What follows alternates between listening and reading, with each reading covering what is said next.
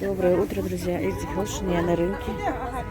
Смотрите, какой у нас рынок с изобилием. До конца. А чернослив какую цену дать? Чернослив. Чернослив 100 рублей.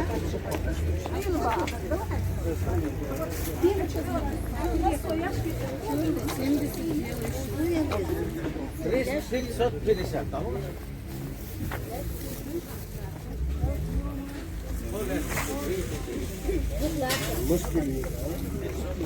Сезон гранат. А гранаты в какую цену?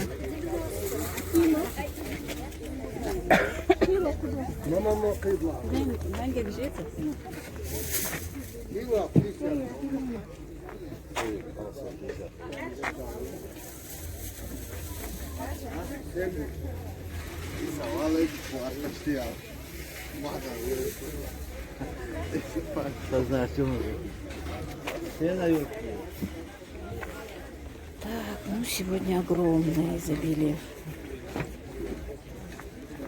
всего, ну как всегда. А помидоры в какую цену? 40-50.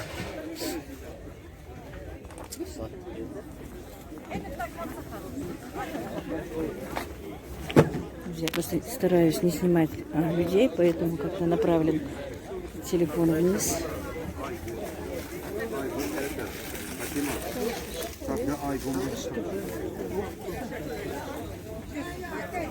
Доброе утро. Доброе. Сколько у вас чеснок? 250. А дешевле не будет? Дешевле, если только... Я приехала за чесноком для посадки.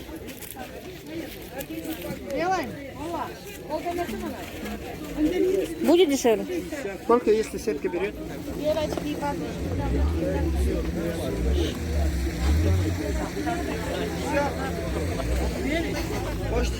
Девочки, а вашего шпината нет?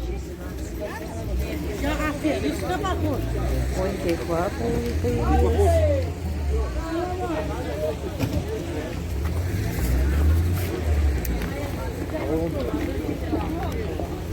А в какую цену фейхоа?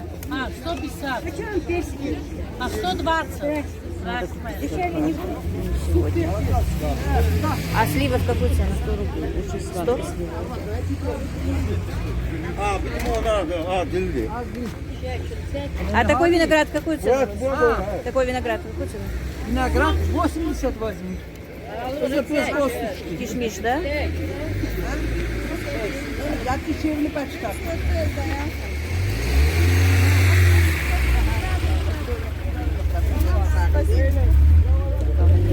А хурма в какую цену? Нет, килограмм. Килограмм 100 рублей. 100 рублей, да?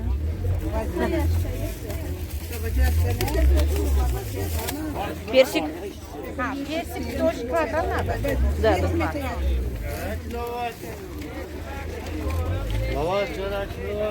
У вас шпината нет?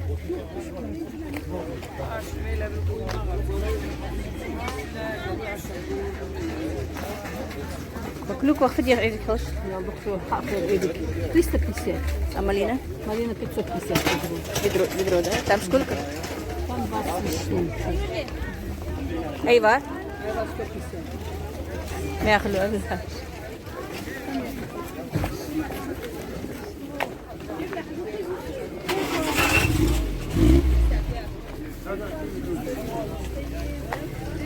А грибы сколько? Доброе утро. 500 рублей. Ящик, да? А сколько там? Блогер, да? 3 килограмм, да? 3? Снять тебя? Снять можно. Можно, да? Да. А то возмущается. Каким это YouTube? Какие это нет канал? Как-то так у Лейлы.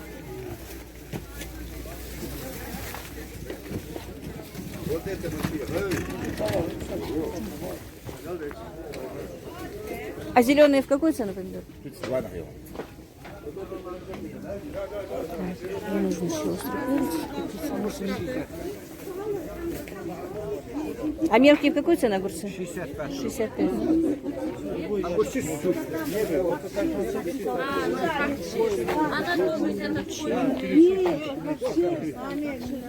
Завтра, послезавтра на свадьбы, и сегодня обычно покупают много. Поэтому.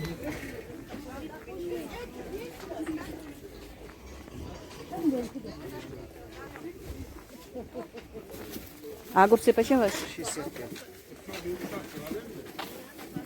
Так, чеснок.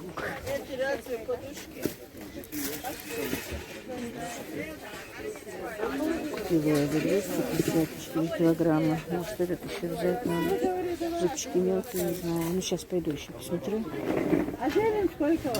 Доброе утро. Как? Ничего. Как у вас? Что снимаешь? Все снимаю. Я же блогер. Снять тебя? Всегда, пожалуйста. Можно? Может, в Турции увидят? Да. Это самый хороший мой друг. Ну все, пошла дальше. Хорошей торговли. Всем привет передать. Ага. А чеснок какой цена? 170? Чеснок?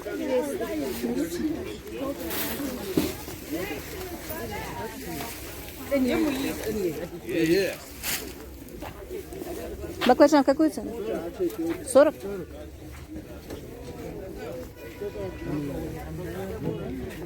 Так, если бы я не спешила, сколько бы снимала, да? А не все бывает горький. Мы взяли один раз и горький. Что-то нет острого перца, который бы я хотела высушить. Эй, Халила. Да. Что она снимает? Даже дождался. Хотела грибы купить, но не успею приготовить, пока и замораживать не хочется. Так, купила помидоры немного. У меня заказ. Мне и на огурцы заказ на что-то сегодня. Мне явно не хватает денег.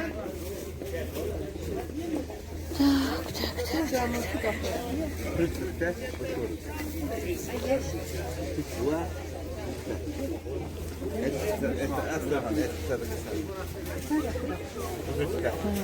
Спешу. Ой, надо много чего купить, а я готовить не успеваю. Заморозки надо делать, но не успеваю. Дорогие мои, доброе утро. Эртик Хелшин. С вами снова Лейла. И вот сегодня с утра поехала на рынок. Мне надо было купить чесночок. Ну и немножечко еще кое-что прикупила. Чуть-чуть поснимала на рынке. Вы уже, наверное, ну вы перед этим увидите это. И вот хочу показать, что я купила. У меня, девчата, мальчишки, кто у меня там, мои дорогие подписчики, заказ на фаршированный перец. И вот купила перчик вот такой вот. Сегодня, правда, не очень дорого. А то говорили уже даже 80. 45 рублей стоил перчик у нас. Купила помидорчики по 35. Уже подорожали. В тот раз я покупала по 30, помидоры по 35. Вот и перец дешевле. Но это для фаршировки куплено. Также куплена морковка и лук тоже для фаршировки. А капуста у меня есть. И баклажанчики я купила тоже. Но не все для фаршировки. Некоторые я заморожу. Так, чеснок, друзья, я купила вот двух сортов. Один вот такой, чуть-чуть с таким сиреневым отливом. Он, по-моему, ранний, точно не могу сказать, но у меня когда-то был такой ранний. И купила вот такой. Не знаю, что-то тут хоть и...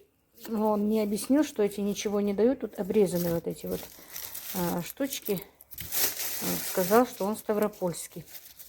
Ну, я позапрошлом году этого парня покупала, вроде бы ничего. Так, вот этот вот купила по 250, он не уступил ни рубля, 4 килограмма взяла. А вот этот вот сиреневый купила за 180. Ну, там тоже на 200 рублей получилось, чуть больше килограмма. Так, купила вот такой вот горький перец, хочу его нанизать на ниточку и подвесить, чтобы он подсох у меня. Я каждый год так делаю. И для того, чтобы солить капусту. Каждый раз срываю по одному, по два перчика, ну сколько мне надо, уже высохший перчик, и солю капусту. И если куда-то надо в блюдо, тоже перетираю, тоже добавляю. Вот. Ну такой не толстокожий я взяла, специально, чтобы он высох нормально, а то такой толстокожий, он не сохнет. Так, Перчик стоил 70 рублей, тоже уже дешевле. Я покупала еще, в тот раз был 90-100. Баклажаны купила по 40. Так, морковь была по 20 рублей. И лук был по 15 рублей сегодня тоже купила. Так, мои перепелки всегда у меня. Друзья, они там в котельне, а я рядом с котельной. Поэтому у меня кинза, просто я хотела купить кусок кинзы, чтобы приготовить себе чахпили, наверное. Подошла, а там моя давнишняя еще девчонка знакомая, еще маленькая девчонка была, когда я ее знала. Уже лет, по-моему, ну не маленькая, но подросток была. 5-6 я ее не видела. Она так обрадовалась, как будто бы прям родственники мы встретились.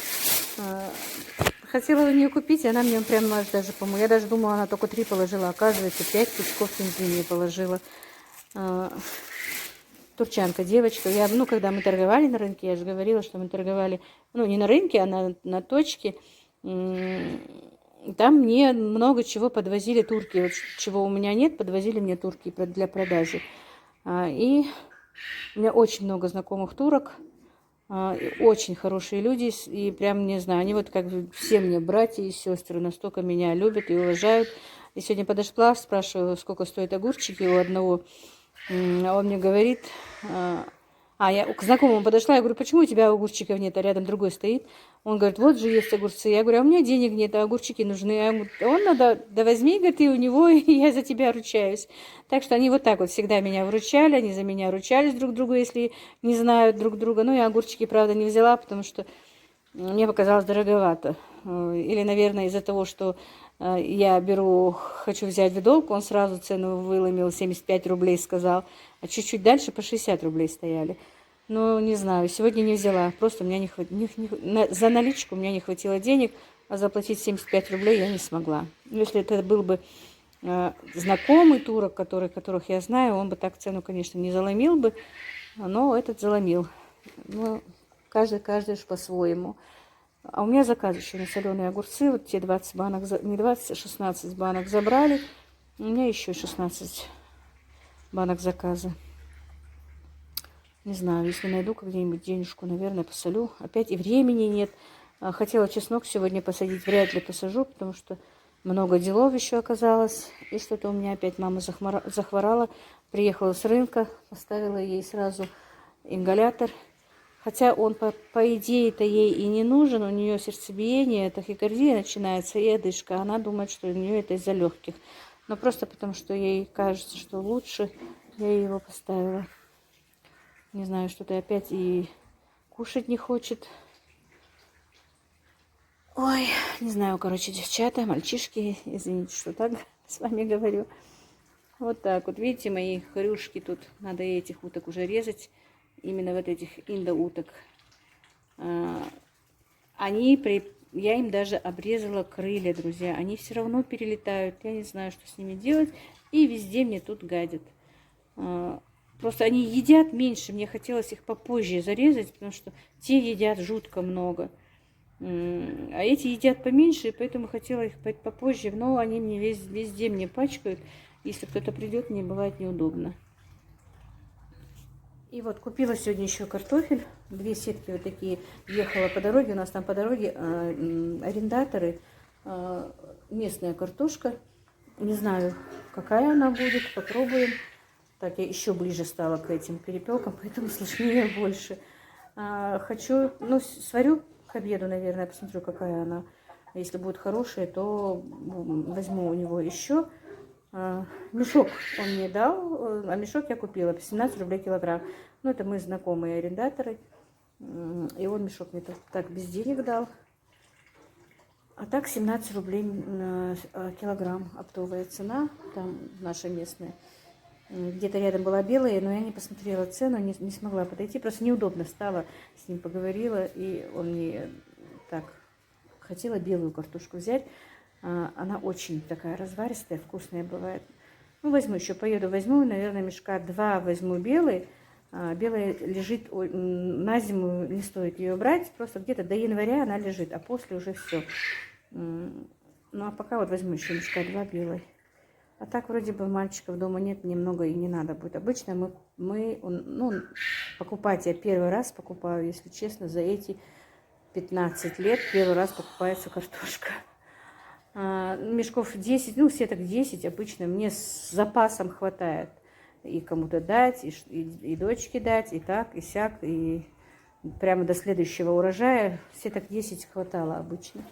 Ну, в этом году не надо будет, наверное, еще 3 сетки подкуплю и хватит. Так вот, друзья, пойду дальше. Если что-то успею поснимать, покажу, но вряд ли. Делов очень много. Надо еще грядку разровнять, где буду сажать чеснок. Что-то жара большая, жара такая сильная стоит, я не знаю, стоит, вот гадаю, стоит его сажать пока еще или не стоит его пока сажать, насколько будет такая теплая погода. Потому что если он зайдет быстро, то это тоже не очень-то хорошо. Ну вот, как-то так, друзья. Вы же слышали, что они у меня кричали, думаю, ну что им не хватает.